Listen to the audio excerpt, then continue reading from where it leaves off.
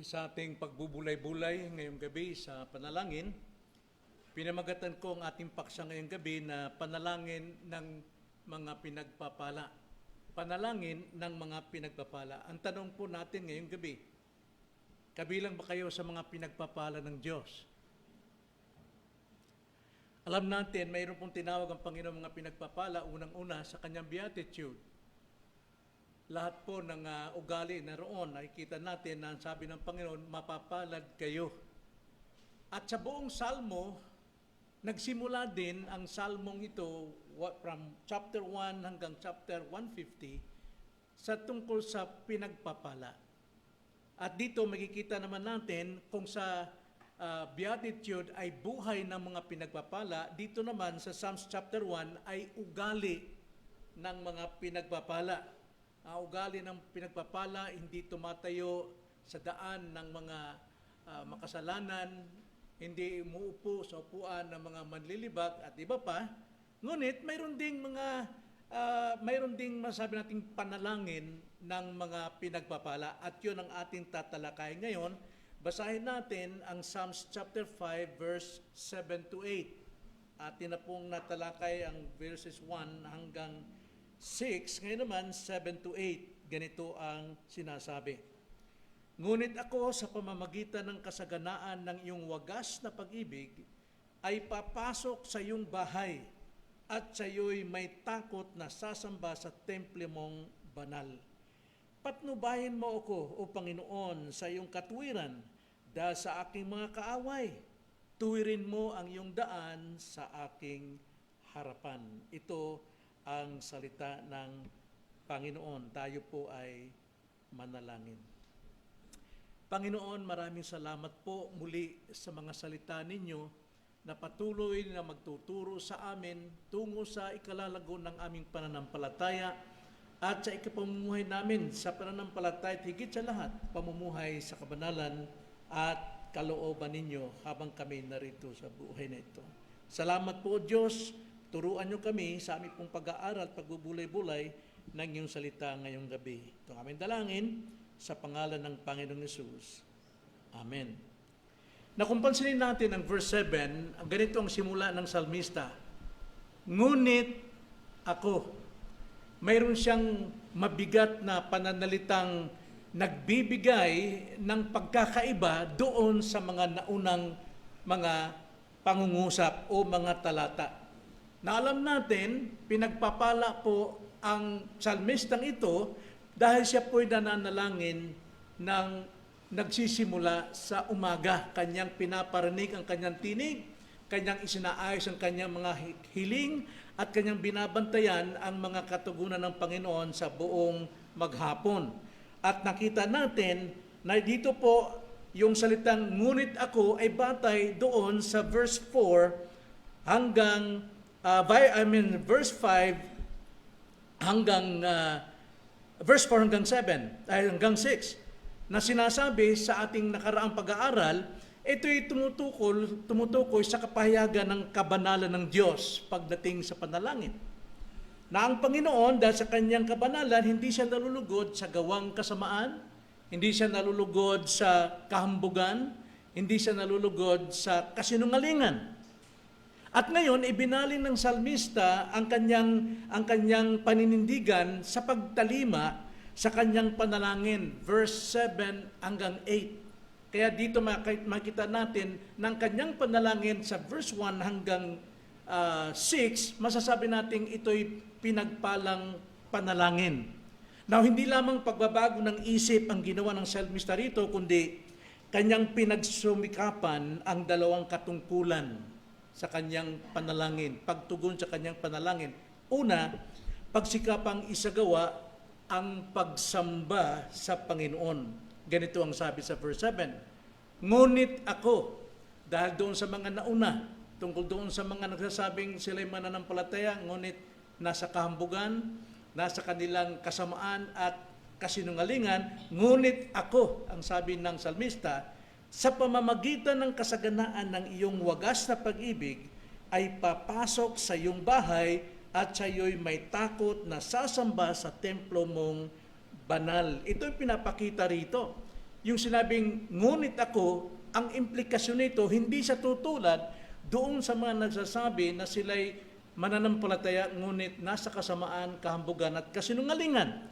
Kundi para sa salmistang ito, mas higit niyang pagsumikapan ang sumamba sa Kanya, sa Panginoon.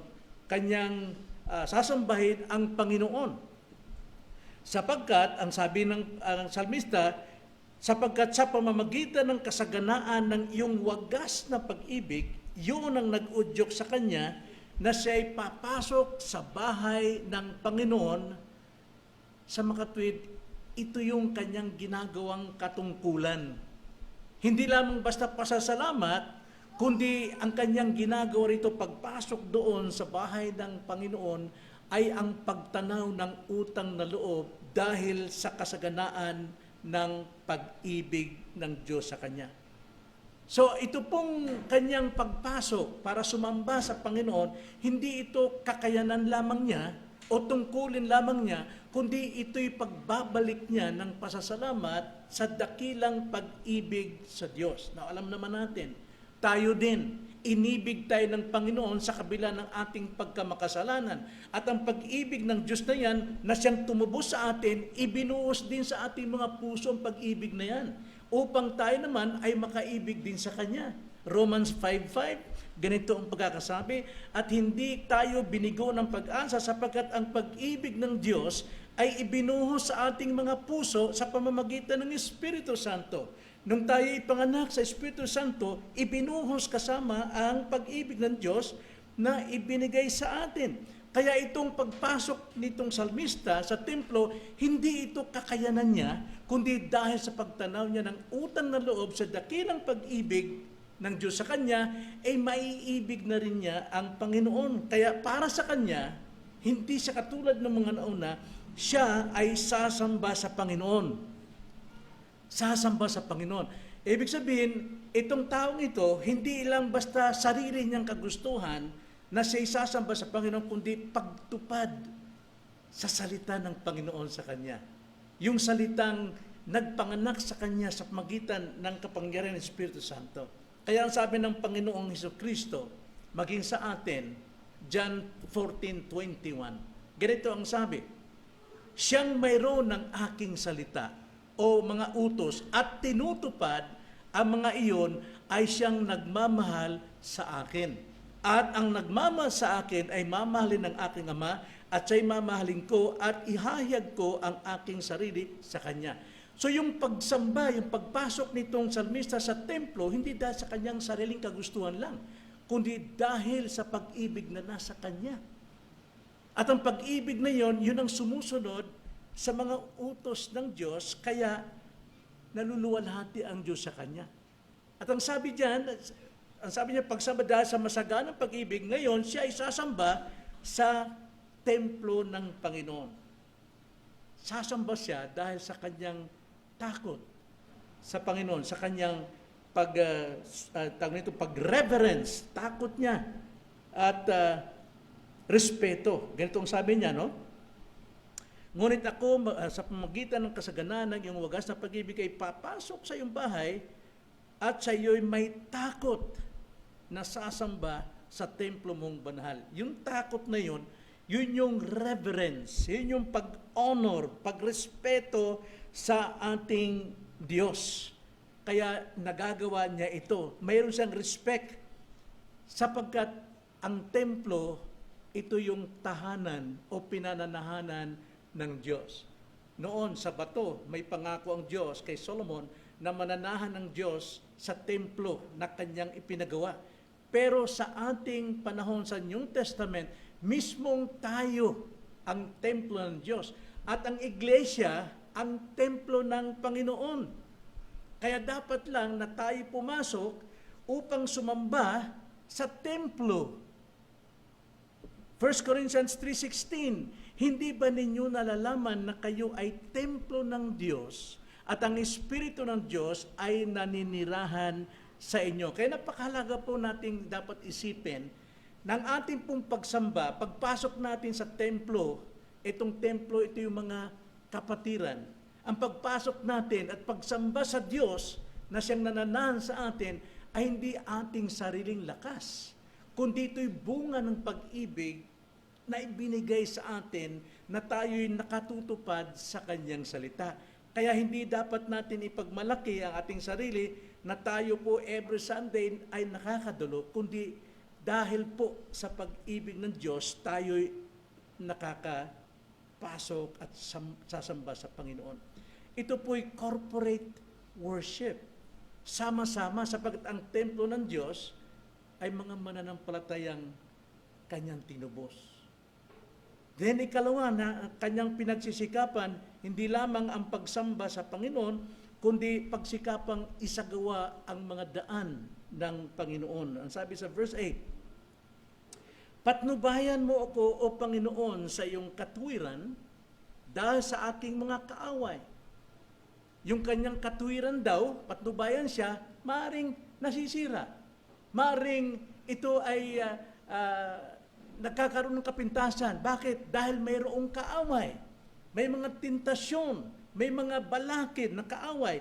Kaya sabi niya, tuwirin mo ang iyong daan sa aking harapan. Tanging Diyos lang ang makakatuwid ng kanyang daan sa harapan nitong taong ito. So ang daan ng Panginoon ay masikip. Alam natin, makipot ang pintuan, masikip ang daan, makitid ang kailangan dito ay pagtitiis. Pagtitiis at pagtalima sapagkat ito'y daan ng disiplina. Daan ng paglilinis ng buong pagkatao natin. Ang daan ng Panginoon, bagamat ito ay diretso, makitid, iniipit tayo, andyan yung lahat yung mga pagdadalisay sa atin. Kaya ang daan ng Panginoon hindi po madali. Kundi ito ay dinadaan na ng mga mapagtiis. At yan ay ang mga pinagpapalang mga tao.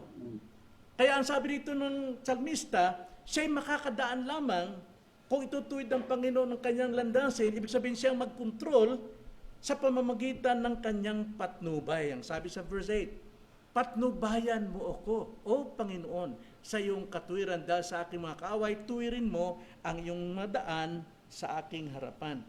So hindi siya dumidepende sa kanyang lakas. Kasi kung siyang didepende sa kanyang lakas, na kanyang pagtagumpayan, anong mga pagsubok, trial sa daan ng Panginoon, sa ating obedience sa Kanya, meron tayong mapagmamalaki. Tanging Diyos lang ang makapagtutuwid sa atin. Kaya kailangan natin ang patnubay. Hindi natin matatahak sa sariling karunungan ang ating pamumuhay at pagsunod sa Panginoon. Hindi rin natin matatahak sa ating sariling kalakasan. Kailangan ito'y sa lakas ng Panginoon. At hindi lamang sa patnubay ng Panginoon, kundi dapat din ayon sa katuwiran ng Panginoon. Ang sabi niya, patnubayan mo ko, O Panginoon, sa iyong katuwiran, dahil sa aking mga kaway, tuwirin mo ang iyong daan sa aking harapan. Hindi natin magagawa ito sa sarili nating pamumuhay, Kristiyano. Kung tayo po ay magtitiwala sa ating sarili na wala tayong morning prayer, sa umaga, tuwing umaga, magtitiwala tayo sa ating sarili. Akala natin matuwid pa rin yung landas na ginagawa at dinadaanan natin dahil nagkakaroon tayo ng resulta. Pero hindi natin namamalayan, ito'y labag sa kalooban ng Panginoon. Wala yung patnubay ng Diyos, wala yung katuwiran ng Diyos, kaya katuwiran natin ang ating nagagawa. At kapag ka nag-fail tayo, andun na yung malaking regret sa buhay natin. Kailangan ng katuwiran ng Panginoon sa atin. Ang sabi rito ng salmista, dahil sa aking mga kaaway. Maraming kaaway po, mga kapatid. Alam naman natin, ang kaaway natin, ang pinakamabigat na kaaway natin ay hindi ang mundo, hindi si Satanas, kundi ang ating sarili. 1 John 2:15-17, ang kaaway natin is the lust of the flesh, lust of the eyes, and pride of life. Diyan po bumabagsak ang maraming Kristiyano, even pastors, bumabagsak talaga dyan dahil sa pride. At ito po ang ating kaaway na pilit binabaluktot ang ating buhay, ang ating mga daan sa araw-araw. Pilit tayong inililihis, pilit tayong dinadivert dito. Maliban lamang kung tayo po ay magtitiwala sa patnubay at katuwiran ng Panginoon, ang Panginoon ang siyang magtutuwid sa ating landasin sa buong maghapon. So nais mong magkaroon ng pinagpalang panalangin? Well, iparinig mo lagi ang iyong panalangin sa umaga. Ihanda mo palagi ang mga concern mo sa Panginoon sa umaga. At bantayan mo ang kasagutan ng Panginoon mula sa umaga hanggang hapon. Huwag tayong makisama sa masama, huwag tayong makisama sa mga hambog at mga sinungaling. Katakutan natin ang kabanalan ng Diyos at manalangin tayo ayon dito sa salmista na pinagpapala dahil sa kanyang tamang panalangin. So tigilan natin mga bagay na labag sa kalooban o banal na Diyos. Paggawa ng masama, kahambugan, kasinungalingan, ngayon pagsikapan natin, isagawa natin ang ating panalangin, pumasok tayo sa templo ng Diyos, sambahin natin ang Diyos palagi. Ito ang salita ng Panginoon. Tayo manalangin. Salamat po, Panginoon, sa mga sandaling ito. Tunay na kailangan namin ng iyong patnubay, ay iyong katwiran, sapagkat alam namin, Panginoon, lihis kami sa loob ng isang linggo. Maaring itong nakaraang Sunday, hindi kami naka-attend. Hindi kami nakasamba sa inyo. Hindi namin kayo nabigyan ng kapurihan. Marahil marami kaming gulo sa aming mga sarili, sa aming bahay, sapagkat nagtitiwala kami sa aming mga sariling lakas. Kaya, Lord, ituwid po ninyo ang buhay namin na sana mapabilang kami sa mga may panalangin pinagpapala. Ito ang aming dalangin sa pangalan ng Panginoong Hesus. Amen.